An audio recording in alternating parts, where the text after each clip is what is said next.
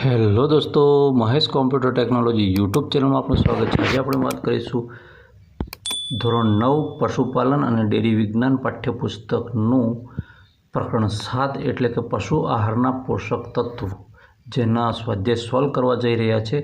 તો એનો ચેનલ પર જો નવા હોય તો ચેનલ પર જોડાઈ જજો અને વિડીયોને લાઇક કરી દેજો, અન્ય મિત્રોને પણ શેર કરજો। તમારા દોસ્તારો હોય એને શેર કરવાનું બિલકુલ નહીં ભૂલવાનું, કેમ કે આખી જે ચેનલ યુટ્યુબનું એ છે એની પર આપણી ચેનલ પર આ પ્રકારના વિડીયો તમને મળી આવશે। હવે વાત કરીએ છીએ કે નીચે આપેલા વિકલ્પોમાંથી સાચો વિકલ્પ પસંદ કરવાનો, એટલે કે આપણે એમસીક્યુની વાત છે। શું છે? એમસીક્યુની વાત છે। પરીક્ષાની અંદર જનરલી એમસીક્યુ વધારે અમુક જગ્યાએ એમસીક્યુ પૂછતા હોય છે, અમુક જગ્યાએ સીધા સીધા સવાલો બી અંદર પૂછી લેતા હોય છે, પણ મોટે ભાગે એમસીક્યુ વધારે પૂછે છે આની અંદર, એટલે કે આ સબ્જેક્ટમાં। પશુ શરીરના બંધારણમાં પાણીનું પ્રમાણ કેટલું હોય છે? કેટલું હોય છે મિત્રો? 65 થી 70% જેટલું હોય છે, બરાબર। દૂધણા પશુને દૈનિક કેટલા લીટર પાણીની જરૂર હોય છે? બરાબર, તો 50 થી 60 લીટર। અરે મિત્રો, 60 હું વધારે પી જાય છે, 80 પી જાય, એવું કશું નથી। ચોમાસામાં ઓછું પીવે ને ઉનાળામાં વધારે, પણ અહીં એવરેજ વાત કરી દીધી। દૂધમાં કેટલા ટકા પાણી હોય છે? બરાબર, તો દૂધની અંદર વાત કરવા જઈએ તો 87% વોટર હોય છે। કેટલું? 87%। છતાંય આપણે ફેટ કાઢવા લડાઈ તો કરીએ જ છીએ, ફેટ કેમ ઓછા આવે છે એમ કરીને, આટલું બધું જાણીએ છીએ છતાંય। પશુઓને ગરમી અને શક્તિ કયા પદાર્થમાંથી મળે છે? બરાબર, તો એને કાર્બોદિત પદાર્થની અંદરથી પશુઓને શક્તિ અને ગરમી મળી રહેતી હોય છે। થોડું ઝૂમ કરી દો, મને એવું લાગે છે। પશુ શરીરના વિકાસ અને ઘસારો પૂરો પાડવા માટેનું કયું તત્વ જરૂરી છે? તો પ્રોટીન જવાબદાર છે, બરાબર, એના માટે પ્રોટીન જવાબદાર છે। 6 નંબરનો પ્રશ્ન છે, કેલ્શિયમ તત્વની ઉણપ પશુને કઈ બીમારીથી બચાવે છે? બરાબર, તેની ઉણપ થાય, કેલ્શિયમ ઓછું થઈ જાય તો એને દૂધનો તાવ આવે, બરાબર, એવું થતું હોય છે, એટલે કે દૂધ સુકાઈ જાય। હા મિત્રો, જે ગાય ભેંસ કે કોઈ પણ દૂધ આપતું હોય ને એ સુકાઈ જાય, એના કારણે કેલ્શિયમ બહારથી પીવડાવવામાં આવે છે, ખબર હોય તો પિંક ગુલાબી કલરનું મળે છે બોટલની અંદર। કયા તત્વની ખામીથી વાછરડાના વાળ વિનાના જન્મ છે? હવે વાછરડાનું વાળ વગરનું બોડું ટકલું ક્યારે જન્મે? તો એ આયોડિન વગરનું હોય ત્યારે। હવે આ પ્રશ્ન છે કે માણસને ના લગાડતા। પશુ શરીરના વિકાસ, આંખના તેજ, પાચન અને પ્રજનન તથા દૂધ ઉત્પાદન માટે કયું તત્વ અગત્યનું છે? તો વિટામિન એ, બરાબર, આંખના તેજ માટે વિટામિન એ જરૂરી છે। પશુઓની પ્રજનન ક્ષમતા નિયમિત રાખવા કયું તત્વ અગત્યનો ભાગ ભજવે છે? તો અહીંયા વાત કરી છે, તો આપણે વાત કરીએ વિટામિન એ છે, એ એમની પ્રજનન ક્ષમતા નિયમિત એટલે કે વધારે એ થાય એના માટે હોય છે, સમયસર એના માટે હોય છે। લોહી જમાવવાનો ગુણધર્મ કયા તત્વમાં રહેલો છે? તો વિટામિન કે, એ લોહી જમાવવાનું, એના કારણે પ્રાણીઓનું લોહી જાડું હોય છે ને એ ગમે તે વાગે તો તરત જામી જતું હોય છે, બરાબર। હવે એની વધારે વિગતવાર વાત આપણે અહીંયા હું નથી કરતો। વાત છે નીચેના પ્રશ્નોના એક વાક્યમાં ઉત્તર આપો, બરાબર। તો કેવો ચારો ખવડાવવાથી પશુને કબજિયાત રહેતી નથી? તો રેસાવાળો ખોરાક ખવડાવવાથી। રેસાવાળો ખોરાક આપણે 6થા પાઠમાં વાત કરી છે, કદાચ તમને ખબર હોય તો જે કડબ છે, પછી ઘાસ છે, ફરાળ છે, આ બધા રેસાવાળા ખોરાક છે, તેનાથી કબજિયાત થતી નથી એવું કહેવાય છે। તેલી પદાર્થ ખવડાવવાથી પશુને કેટલા ટકા ગરમી પ્રાપ્ત થાય છે? તો તેલી પદાર્થ ખવડાવવાથી પશુને 2.25 ગણી ગરમી શક્તિ પ્રાપ્ત થાય છે, બરાબર, ગરમી એ પ્રાપ્ત થાય છે, શક્તિ એનર્જી પ્રાપ્ત થાય છે। નત્રિલ પદાર્થ કયા ઘટકનો બનેલો હોય છે? મોસ્ટ ઇમ્પોર્ટન્ટ, આ સારું વિકલ્પોમાં પૂછે છે। નત્રિલ પદાર્થ એમિનો એસિડ નામના ઘટકનો બનેલો હોય છે, એમિનો એસિડ નામનો છે એનો બનેલો હોય છે। હા, તમે કોમેન્ટમાં જાણતા હોય તો નત્રિલ પદાર્થ શાને કહે છે મને કહી દેજો। દૂધમાં કેટલા ટકા ક્ષાર હોય છે? તો દૂધમાં ક્ષાર 0.75% હોય છે, બરાબર। એના પછીનો નેક્સ્ટ પ્રશ્ન છે, કેલ્શિયમ અને ફોસ્ફરસ તત્વ છે કયા પદાર્થમાંથી મળે છે? તો કેલ્શિયમ અને ફોસ્ફરસ તત્વ છે એ જનરલી દેખવા જઈએ તો લીલું ઘાસ, સૂકું ઘાસ, કઠોળ વર્ગ તેમજ અનાજ વર્ગ અને તેમાંથી બનેલા ખાણમાંથી સારા પ્રમાણમાં કેલ્શિયમ અને ફોસ્ફરસ મળતા હોય છે। ચરબીમાં ઓગળી શકે તેવું પ્રજીવક એટલે કે વિટામિન કયું છે? તો ચરબીમાં ઓગળી શકાય તેવા વિટામિન એ, ઈ અને કે, આ જે વિટામિન છે ઓગળી શકે તેવા છે। આ દેખો, ચરબીમાં ઓગળી શકે તેવા વિટામિન અલગ આવે છે પાણીમાં ઓગળી શકે તેવા વિટામિન અલગ આવે છે. એટલે એવું ના માનતા કે જે ચરબીમાં ઓગળે એ પાણીમાં ઓગળી જાય એમ. બરાબર. કયા તત્વોની ઉણપથી પશુને રક્તાંધળાપણાનો રોગ થાય છે? તો વિટામિન એની ઉણપના કારણે પશુને રક્તાંધળાપણાનો રોગ થાય છે, દેખવાનું ઓછું થઈ જાય છે. બરાબર. આ વસ્તુ આપણે બી લાગુ પડે મિત્રો. બરાબર. પ્રજીવક બી કોમ્પ્લેક્સ કેટલા જૂથનો સમૂહ છે? Most important. આ બી આપણે જેને B12 એવું કહીએ છીએ ને, બસ એ વિટામિન B12 એમ કહે છે. પ્રજીવક બી કોમ્પ્લેક્સ એ 11 જૂથનો સમૂહ છે. કેટલા? 11 જૂથનો. હવે આપણે પહોંચી જઈએ પ્રશ્ન નંબર 3, એટલે કે ટૂંકનોંધ પાસે. ટૂંકનોંધ દેખીશું. બહુ મોટું લખાણ નથી રાખતા, આપણે ટૂંકું જ રાખીશું. તમને ફાવટ આવે, મને પણ ફાવટ આવે એવું પ્રયત્ન કર્યો છે. પશુ ખોરાકમાં તેલીય પદાર્થનું મહત્ત્વ. પશુઓના ખોરાકમાં તેલીય પદાર્થ છે એ ખાય છે. બરાબર. એટલે કે દાખલા તરીકે કપાસિયાનો જે ખોળ છે, આ બધી વસ્તુઓ તેની સામાન્ય પશુ શક્તિ કરતાં તેની જે શક્તિ હોય છે એ 2.25 ગણી વધારે હોય છે. બરાબર. અને એ લોકો એટલી ગરમી વધારે મેળવતા હોય છે. બરાબર. એટલે તેલીય પદાર્થ ખાવા જરૂરી હોય છે. દૂધવાળાએ વધારે ખાવા જરૂરી છે. તે ખોરાક પચવામાં અને વાગોળવામાં પણ સારો હોય છે. બરાબર. ઓછો સમય લે છે. જ્યારે પેલા જે રેસાવાળા હોય છે એમાં વધારે પરાળ હોય છે કે ડાંગર કે કોઈ બી વસ્તુ ખાધેલી હોય તેને સમય વધારે વાર વાગોળવો પડતો હોય છે. આ પ્રકારનો ખોરાક એવો હોય છે કે તેનાથી કબજિયાત પણ દૂર થાય છે.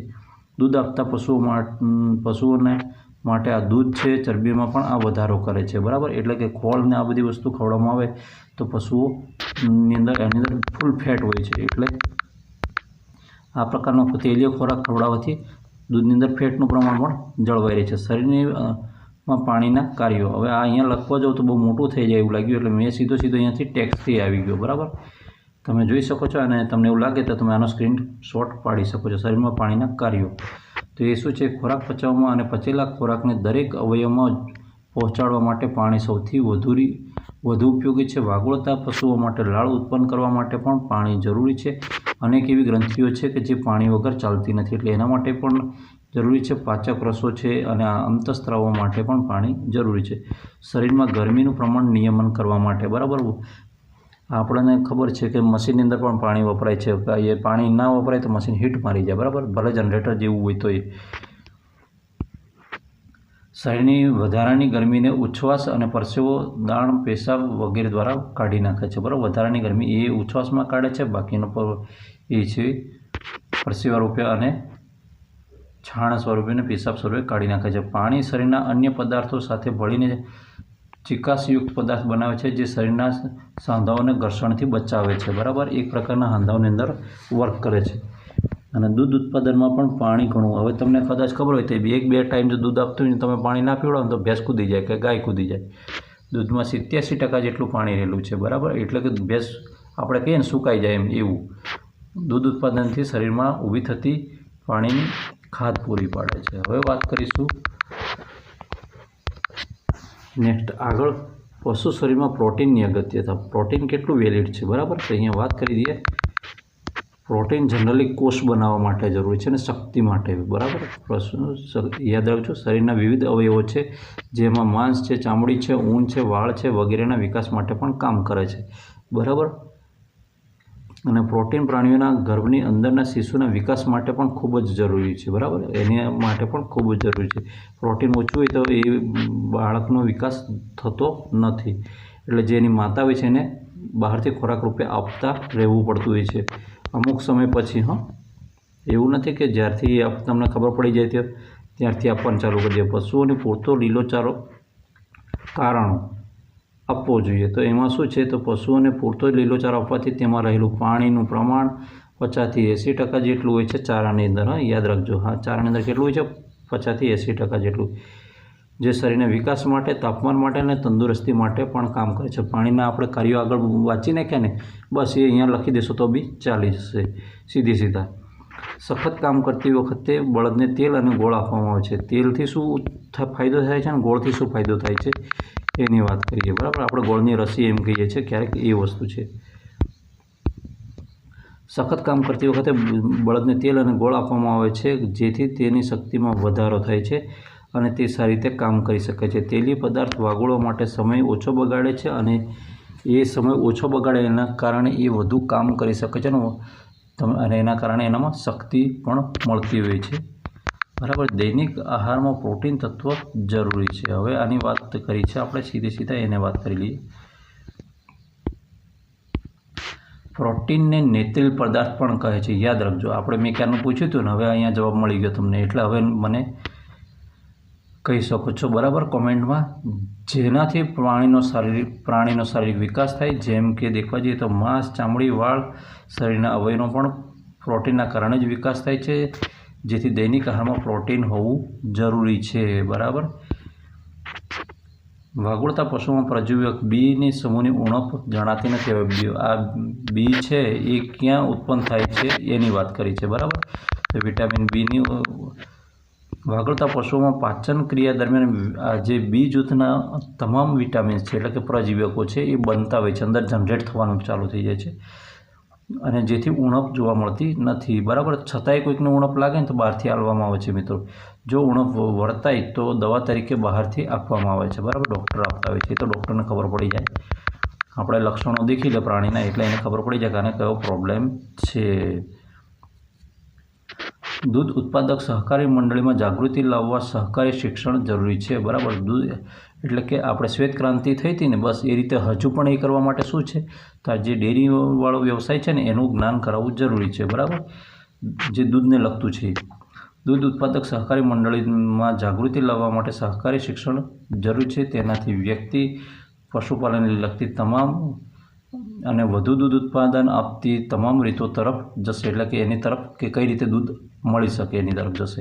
તેને પશુને કયા ઉંમરે કયા સમયે કયો ખોરાક આપવો તેની સભાનતા ઓટોમેટિક આવી જાય છે, અને એ પ્રમાણે એને ખોરાક આપીને વધુને વધુ ઉત્પાદન મેળવીને રોજગારી મેળવી શકે છે, બરાબર.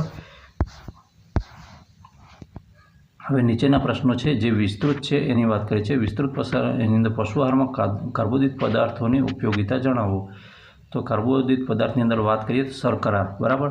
શર્કરા એટલે કે ગળપણ છે, બરાબર. તે પચવામાં કેવું હોય છે, સહેલું હોય છે, અને તેનાથી ગરમીની શક્તિ મળે છે. મેંદો એટલે કે સ્ટાર્ચ છે, એનું નામ મેંદો પણ કહેવાય છે. તે પશુઓને શક્તિ અને ગરમી માટે જરૂરી છે. અને રેસા છે, રેસાવાળો ખોરાક જે પશુઓ મુખ્યત્વે જનરલી એ જ ખાય છે, અને પાચન ક્રિયામાં મદદ થાય છે. તેનાથી કબજિયાત રહેતી નથી. શું કબજિયાત રહેતી નથી, ખેંચાઈને નીકળી જાય એમ, એટલે અંદર બીજો કોઈ પેટમાં કોઈ ડખો રહે ને પશુ પરેશાન રહે નહીં. પશુ આહારમાં દેખવા જઈએ તો પ્રજીવકોની અગત્યતા. હવે વિટામિન્સની ઇમ્પોર્ટન્સ શું છે, તો વિટામિન એ શું કામ લાગે છે, તે વિટામિન પશુના શરીરના અંદર આંખ છે એના માટે જરૂરી છે, બરાબર, આંખની તેજી માટે. વિટામિન બી કોમ્પ્લેક્સ શું છે, તેમાં 11 પ્રજીવકો છે, તે પાચન ક્રિયા દરમિયાન ઓટોમેટિક મળી જતા હોય છે. પછી વિટામિન સી શું છે, તો એ શરીરની હોજરીમાં જે બનતા હોય છે, એટલે કે પાચન ક્રિયા થાય ને ત્યારે જનરેટ થતું છે, એને એસિડ કહેવાય છે મિત્રો, અને તેની ખામીથી સ્કર્વીનો રોગ થતો હોય છે, એટલે કે દાંત સડી જતા હોય છે. વિટામિન ડી શું છે, તો વિટામિન ડી તે હાડકાની મજબૂતાઈ માટે જરૂરી છે. આ વિટામિન્સ યાદ રાખેલો આપણે બી કામ લાગે એવા છે, એવું નહીં કે પ્રાણીને કામ લાગે. વિટામિન ઈ શું છે, તે કઠોળમાંથી મળે છે અને પ્રજનન ક્ષમતાને નિયમિત રાખવા માટે મદદરૂપ થાય છે. વિટામિન છે એમાંથી થોમ્રિલ નામનું તત્વ આવેલું છે, આ યાદ રાખજો. થોમ્રિલ જે રક્તસ્રાવ વહેતો હોય તો એને અટકાવવાનું કામ કરે છે, બરાબર. એટલે પશુઓનું લોહી છે એકદમ વહી જતું નથી. મનુષ્યનું પાતળું હોય એટલે વહી જાય, અને પેલાનું એકદમ બ્લોક થઈ જતું હોય છે. આપણે શ્વેત કણો એવું કહીએ છીએ એ. ઓકે મિત્રો, વિડીયો ગમે તો વિડીયોને લાઇક કરજો, ચેનલ પર ન હોય તો ચેનલને સબસ્ક્રાઈબ કરજો, અને આ વિડીયોને અન્ય મિત્રોને પણ શેર કરજો, જેનો આ મિત્રો લાભ લઈ શકે અને સમયસર લેસન કરી શકે. જય હિન્દ, ફરી મળીશું.